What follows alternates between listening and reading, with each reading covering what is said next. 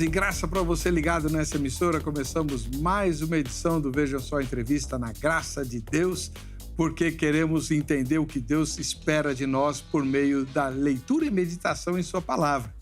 Aliás, todo crente que se preza, eu diria que tem vergonha na cara, lê a Bíblia.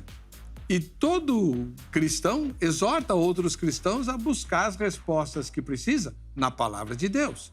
A palavra de Deus, a Bíblia Sagrada, é aquele livro por meio do qual Deus fala conosco, nos instrui, nos admoesta, nos corrige, nos ensina. Quando Deus fala, as coisas acontecem. Então, quando a gente lê a Bíblia, as coisas acontecem também. Isso nos faz imaginar que a leitura bíblica é um exercício fascinante, que nos enche de energia, de esperança, que a gente começa a ler e não quer parar mais. Deus está se revelando por meio das Escrituras. E quem é que não quer conhecer melhor a Deus?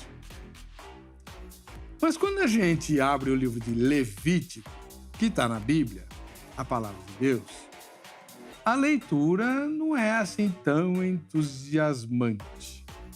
Para não dizer que ela é uma leitura muito chata. A quantidade de minúcias e de repetições no texto levítico me faz pensar que Deus pôs esse livro na Bíblia, entre outras coisas, para curar a insônia da gente de vez em quando. Então você acorda de madrugada, não consegue mais pegar no sono, pega a Bíblia, começa a ler Levítico e em no máximo 10 minutos você estará roncando. Pode experimentar que isso não falha. Ah, Heber, você tem implicância com o livro de Levítico? Tenho mesmo. E eu fiquei muito surpreso quando, algum tempo atrás, eu conheci o pastor Odilon Soares Moreira, que escreveu um comentário, versículo por versículo, do livro de Levítico. Eu já conversei com ele num programa anterior, mas hoje eu quero aprofundar aquela entrevista. Paz e graça, pastor Odilon, tudo bem com o senhor? Paz e graça, reverendo Heber. É um prazer, novamente estarmos aqui para podermos aprofundar nesse livro maravilhoso. E eu espero que hoje vai mudar esse conceito, tá? Vai mudar esse conceito e você vai se animar em fazer a leitura do livro de Levítico de uma perspectiva diferente. Amém. Amém. O pastor Odilon Soares Moreira, ele é vinculado ao Ministério São Bernardo do Campo da Igreja Assembleia de Deus. O senhor está ligado a alguma igreja local desse ministério? Não, eu congrego na sede, Na nossa sede, na Rua Mediterrâneo 680. E estamos lá pelo menos há uns 5 anos, pastoreando, ajudando, auxiliando e trabalhando na obra de Deus lá. Então lá é a sede e 400 igrejas aí espalhadas pelo Brasil são vinculadas a essa sede. E o senhor também trabalha na Faculdade Teológica Bereano. Isso, é a Faculdade Teológica Bereano, é uma faculdade minha, que eu montei.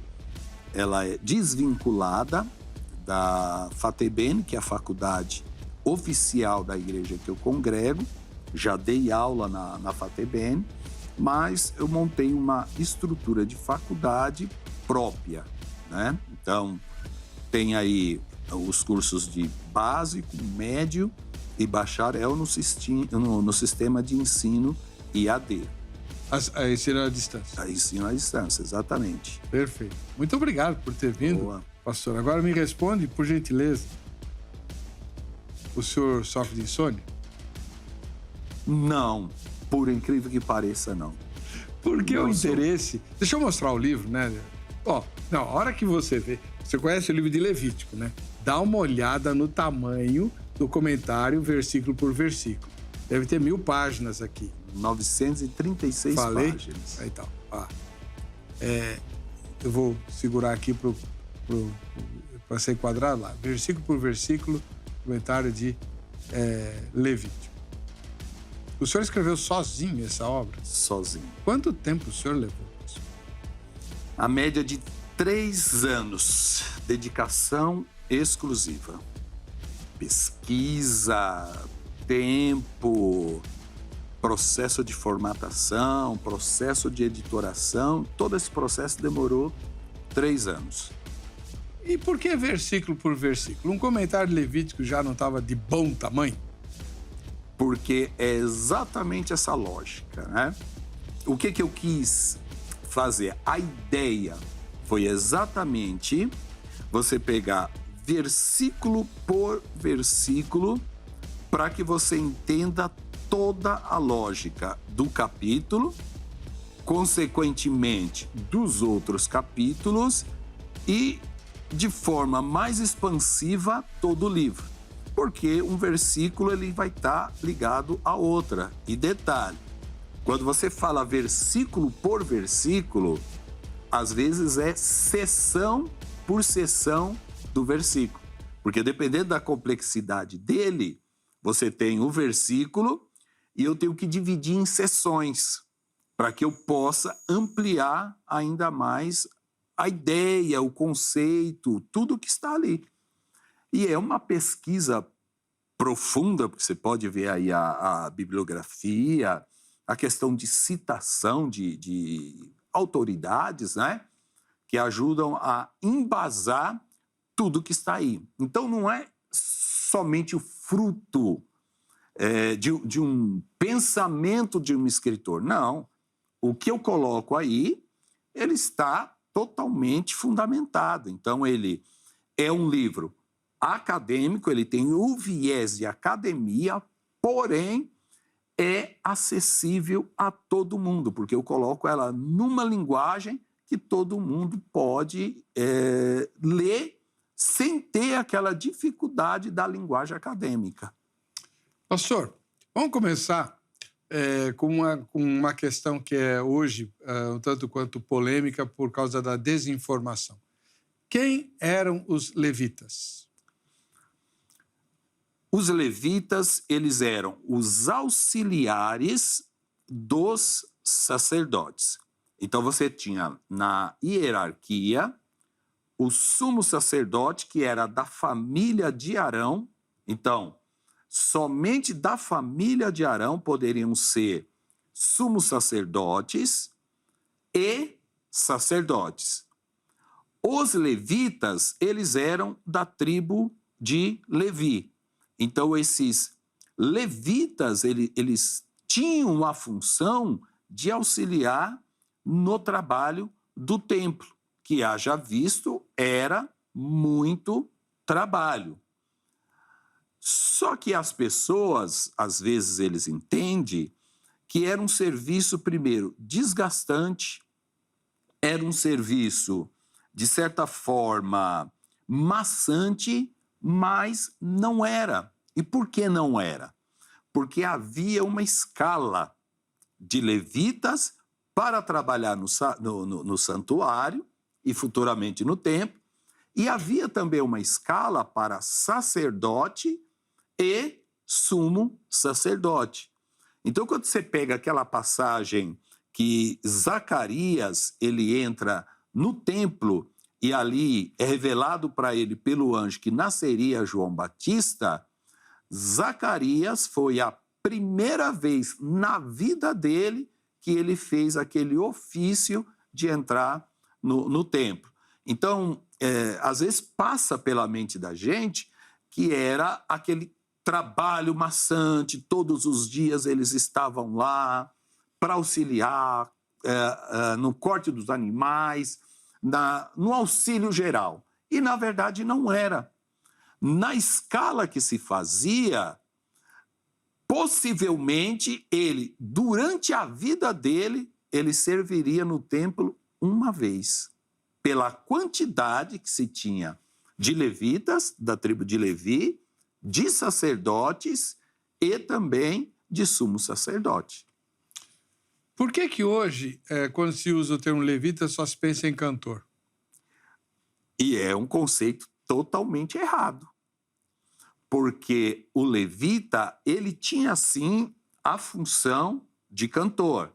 Porque Eram eles que no ministério do templo, eles tocavam.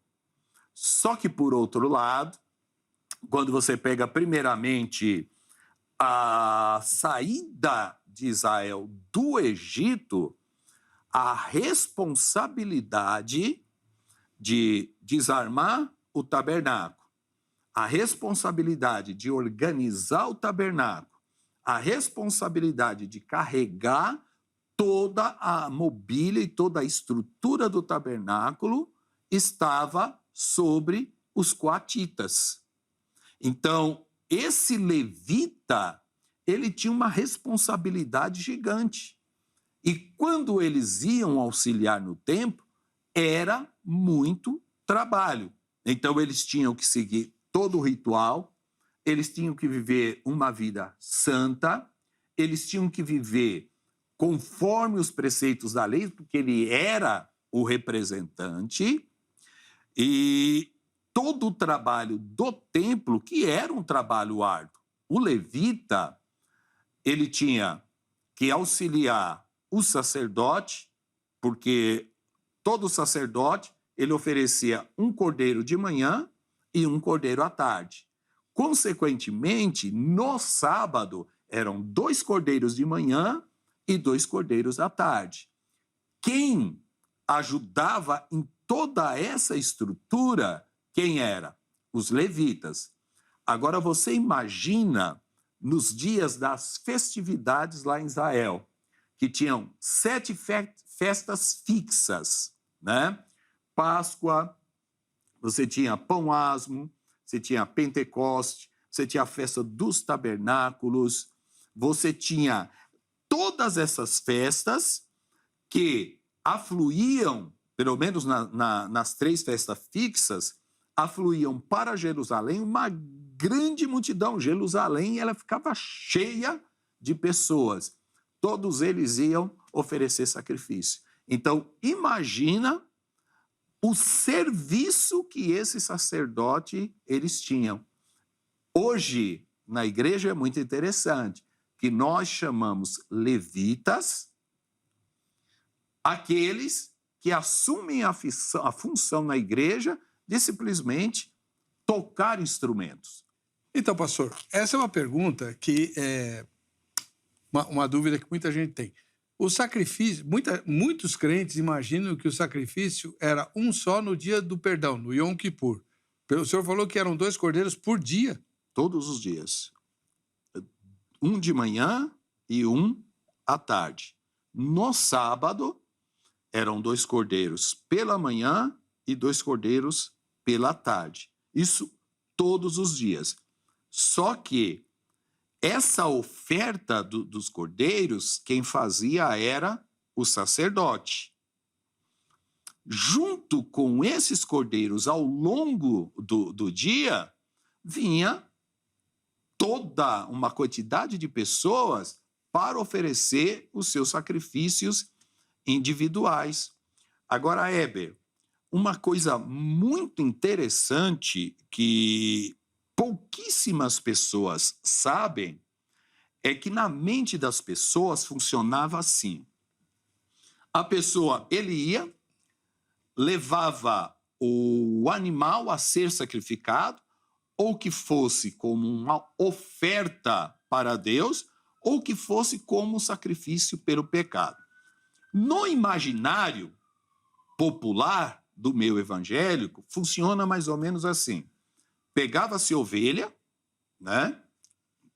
Levava-se para o templo para ser oferecido, ou o tabernáculo, a pessoa impunha a mão sobre o animal e, a partir daí, toda a responsabilidade era do sacerdote. E isso é um tremendo do engano, porque não era assim que acontecia. O ofertante, ele tinha uma parte muito grande no trabalhar do culto. Ele interagia no culto. Então, era o ofertante que separava o animal, e diz o texto que tinha que ser o melhor animal. Era ele que levava ao templo, era ele que impunha a mão sobre o animal, era ele que matava o animal, era ele que tirava o couro do animal, porque esse couro era dado para o sacerdote, era ele que esquartejava o animal, era ele que limpava o animal. A parte do sacerdote agora, o sacerdote pegava isso tudo pronto, ele colhia o sangue, espargia sobre o altar, pegava as partes já cortadas, tudo pronta, e colocava em cima do altar. São esses princípios que as pessoas precisam entender em Levítico para começar a ver a beleza que tem neste livro.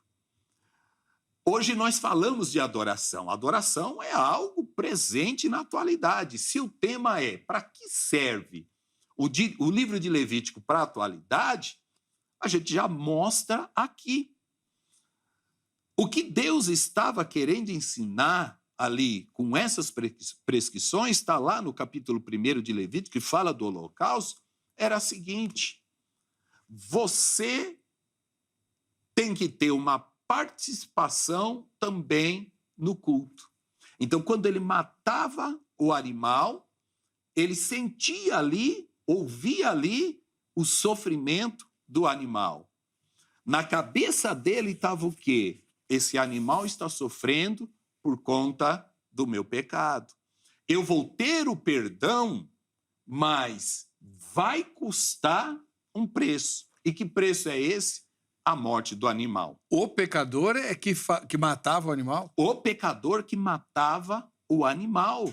Era ele que degolava. Não era o sacerdote. Não era o sacerdote, com exceção, como você disse bem aí, no dia do Yom Kippur, lá em Levítico 16. Porque aí era o sacerdote que tinha que fazer todo o processo. Então, em nome da nação inteira. Em nome da nação inteira. Então, todo o sacrifício que era em nome da nação inteira, por exemplo, o sacrifício de manhã e o sacrifício da tarde, era o sacerdote que fazia todo o processo, porque era em nome da nação inteira. Mas os sacrifícios particulares eram os ofertantes que faziam. Então, qual que é a beleza disso aí? Ele levava o sacrifício, fazia toda essa parte, participava do culto, ele degolava o animal, o animal balia, a ovelha balia, ele sentia a dor e, pedagogicamente, Deus estava ensinando para ele o seguinte, fala, olha, eu vou expiar o teu pecado, mas olha o que o teu pecado produziu por isso. Tudo isso indicando quem? A pessoa de Cristo. Vamos contextualizar? Hoje, quando você leva ou você vai ao culto, tem muita gente que espera o pastor, o grupo musical, ter ali toda a responsabilidade da liturgia do culto e ele fica lá sentado como um mero espectador dizendo, eu quero sentir a presença de Deus. Tocador, músicos, grupo de louvor, cante hinos maravilhosos porque eu quero sentir a presença de Deus.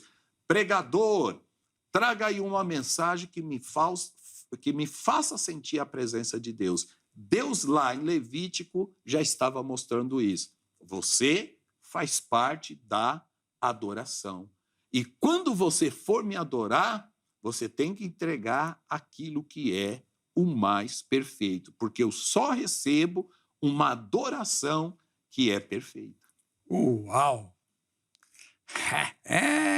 Então, é que, na verdade, a dificuldade que as pessoas têm de ler Levítico é exatamente por não pegar o princípio que está por trás de todos aqueles sacrifícios. De todos eles. Então, tudo que você vê ali em Levítico, ele tem um sentido pedagógico. Mas, pastor, por que o livro de Levítico tem tanta minúcia? Porque Deus, primeiramente, ele regrou, até então não havia regrado, né? Você vê o que veio a lei com Moisés, ele veio falando, não, faça assim e faça dessa forma. Deus coloca as regras para que vocês possam se aproximar de mim, tem que ser nesse padrão. E aí Deus coloca as minúcias. Só que mesmo nas minúcias, tinha um quê pedagógico que Deus tinha colocado. Vou te dar um exemplo clássico. Deus exigia que a gordura fosse separada para ele, no sacrifício de holocausto, que era totalmente queimado e só tirava o couro. Deus exigia o quê? A gordura e os rins. Aí você fala, minúcia, né? Por que gordura e o rim Deus separa para ele e o restante é queimado? Porque o povo de Israel, eles tinham prazer em comer gordura. Então era prazeroso para eles. Então o que Deus estava querendo mostrar? O que vocês têm de melhor, eu quero disciplinar vocês para não se apegar naquilo que é melhor, naquilo que está o coração de vocês. Eu quero que vocês desapeguem e dê para mim. É uma forma didática de dizer, o melhor de vocês eu quero para mim. A questão do rim, a gordura que estava sobre o rim, Deus queria. E Deus falava que queria também o rim. E é interessante que você, no meu livro, nas pesquisas, você vai ver que eles cortavam os animais, né? Ali o ofertante cortava os animais, o sacerdote, e, por último, ficavam os rins. Então, eles entendiam que o centro das emoções dos animais era o quê? Os rins. Da mesma forma que nós hoje falamos, né? O meu coração está triste, o meu coração está alegre, o meu coração está pesaroso, porque nós entendemos que o nosso coração é a sede das nossas emoções. Para o judeu, era o rim. Então, Deus dizia para eles, eu quero que vocês me entreguem o rim, porque este animal está substituindo vocês. Então, tudo que está acontecendo com o animal é como se acontecesse com vocês. Então, Deus diz, o rim é o que está lá por dentro do animal. A sede das emoções de vocês está nos rins. É como que Deus dissesse para eles pedagogicamente, eu quero o profundo da alma de vocês. Eu quero que vocês me dê o centro das emoções de você. Aquilo que é mais profundo, quando vocês ofertarem para mim, entregue para mim. Por isso que a Bíblia diz lá em Provérbio, quando Deus fala, filho meu, dai-me o teu coração. Porque simbolizava ali que eles estavam dando o melhor que era a gordura e o que era mais profundo da alma deles para Deus. Agora, pastor, vamos lá. O livro de Levítico, o senhor tem mostrado, tem essa função muito forte de fazer o leitor entender como Deus gosta de ser adorado. Então, Deus gosta de minúcias, o que a gente chamaria, biblicamente, de zelo. Né? Não é para fazer de qualquer jeito, não é para fazer como bem entende, tem que ter zelo naquilo que se faz. Né? Em Eclesiastes está escrito, guarda o teu pé quando entrares na casa do Senhor. E a gente entra de qualquer jeito. Né? Isso. Uma igreja uma vez me pediu para eu fazer um cartaz para colocar na... Eu trabalho com texto, né? Então Pastor, bola um texto aí que seja educado para pôr na porta, para que as pessoas não entrem no templo comendo pipoca. Falei, não, isso não é possível que alguém pense em vir ao culto comendo pipoca, né? Mas, então, você vê. Então, o livro de Levítico mostra que para chegar na presença de Deus, a coisa tem que ser direitinho. Agora, irmão, o livro de Levítico estabelece uma série de rituais, de rotinas, o que a gente chamaria de rituais, rotinas religiosas. Isso não estimula a religiosidade em vez de estimular a fé? Não, porque apesar de você ter muitos que tinha a base nele dos cerimoniais, tanto é que Jesus, lá em Mateus 5, nas bem-aventuranças, vai repreender os fariseus. Porque a lógica toda da lei não era o ato externo. O ato externo era simplesmente um caminho, uma pedagogia. O que Deus queria era o quê? O espírito, o princípio da lei. Por isso que quando Jesus vem, ele diz, eu não vim abrogar a lei. Eu vim o quê? Cumprir a lei. Mas, por outro lado, você vê textos na Bíblia, Jesus sendo acusado de ter quebrado a lei. E por que ele é acusado de quebrar a lei? Porque Jesus, ele cumpria a lei segundo o quê? Os princípios que estava na lei. Então, quando havia ali aquelas ofertas, não estava relacionado à questão daquele cumprimento cego da lei. O que estava por trás era o quê? Era a fé. E todos aqueles que depositassem a sua fé verdadeira naquele ritual, ele conseguia se chegar diante de Deus.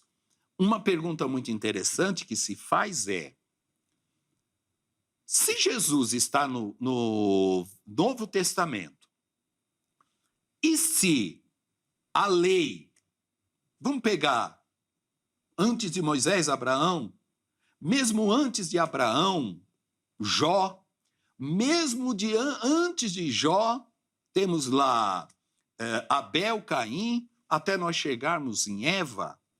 A pergunta que se faz é, como que esses homens foram salvos, visto que Jesus, encarnado, não estava lá? É uma pergunta. E se alguém me falar, não, eles foram salvos pelas obras da lei, está totalmente errado, porque o próprio texto diz que pelas obras da lei ninguém será salvo. Então, a explicação você encontra em Levítico e você encontra em outros textos, claro, paralelos, mesmo antes de Levítico. Então, vamos lá. Quando a pessoa pecava, ele ia lá, depositava por fé a mão sobre o cordeirinho. Aquele cordeirinho simbolizava Cristo. Então ele ia para casa dizendo, o meu pecado foi perdoado porque um inocente morreu no meu lugar. Ele depositava fé na provisão de Deus que o salvaria mediante o sangue derramado daquele cordeiro. Então, quando Deus olha para aquele cordeiro morto, Deus não está olhando um cordeiro morto. Deus não está olhando o sangue do cordeiro morto. Deus está, por antecipação, olhando para o seu filho, que lá na frente, João vai dizer, João 29, eis aí o Cordeiro de Deus que tira o pecado do mundo. Então, as pessoas do Velho Testamento, elas foram salvas por Jesus, prefiguradamente naqueles animais. Com base na fé. Com base na fé. Na eficácia do sacrifício. Na eficácia do Perfeito. sacrifício. Ótimo, excelente. Perfeito. O Samuel Valério comentou o seguinte, ele disse que já leu o livro todo, um livro rico em detalhes sobre a lei e os deveres judaicos. Pois é, mas o Levítico vai muito além, porque ele trata de questões que nós estamos enfrentando nos dias de hoje, não apenas apontando para Cristo, como o senhor deixou bem claro na entrevista, né, pastor? Mas há coisas em Levítico que têm a ver com os dilemas e desafios que a igreja vive hoje. O senhor pode citar alguns? Pastor, qualquer tema que nós pegarmos hoje, direto ou indiretamente, você vai ter que buscar fundamento no Novo e no Velho Testamento. Então, todo mundo que vai argumentar, ele vai pegar fundamentos. Então, vamos citar um tema muito complexo, né? Muito discutido. Por exemplo, o livro, a questão da homossexualidade e também da zoofilia. Nós temos no Novo Testamento essa questão.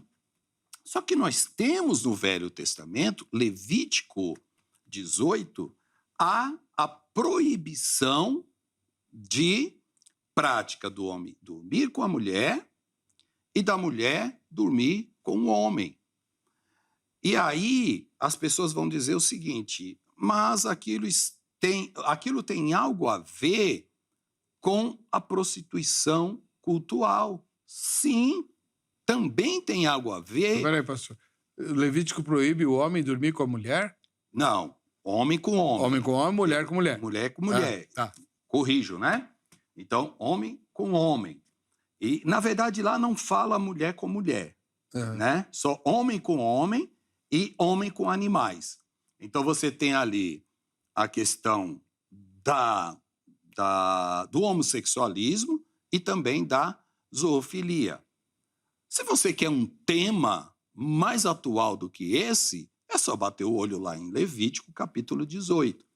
E o que acontecia naquele período que os homens tinham relação com homem?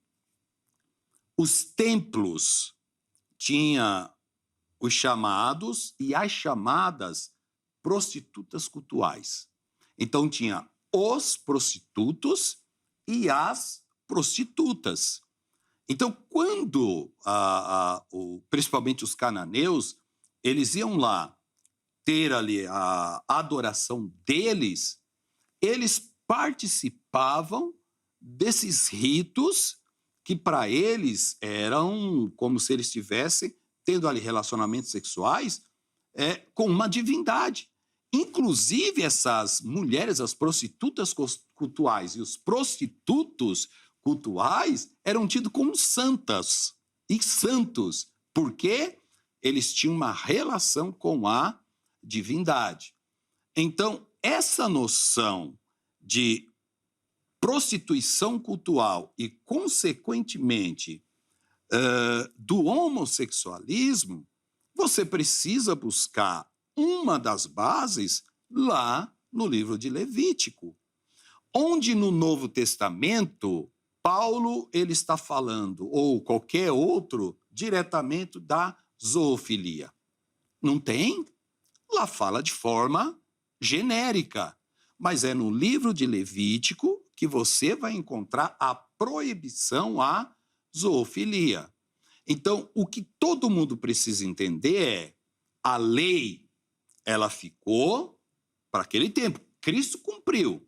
Os rituais, os cerimoniais externos, ficou tudo para trás. Mas os princípios morais e espirituais permanecem até hoje. E nunca vão mudar, porque eles refletem o caráter de Deus. Caráter de Deus. Né? Infelizmente, o tempo acabou. Eu conversei aqui com o pastor Odilon, que é o autor dessa obra gigantesca de quase 1000 páginas, um comentário versículo por versículo do livro de Levítico, tá bom? Pastor Odilon, que Deus o recompense e o abençoe. Muito obrigado por ter vindo. E o contato do pastor Odilon foi publicado durante o programa e está nas nossas redes sociais. É só você entrar lá para convidar o pastor Odilon aí para uma palestra, para pregar na sua igreja, tá bom? Vamos ver o resultado da enquete? Bem rapidinho que eu estourei o tempo. Você já leu o livro de Levítico inteiro? Vamos lá. 67% já leram. Que maravilha, puxa vida. 33% ainda não, né? Mas depois dessa entrevista todo mundo vai querer ler. Grande abraço para todo mundo. Querendo Deus, na próxima sexta-feira, às 23 horas, estaremos juntos no Vejam Só Entrevista. Até lá.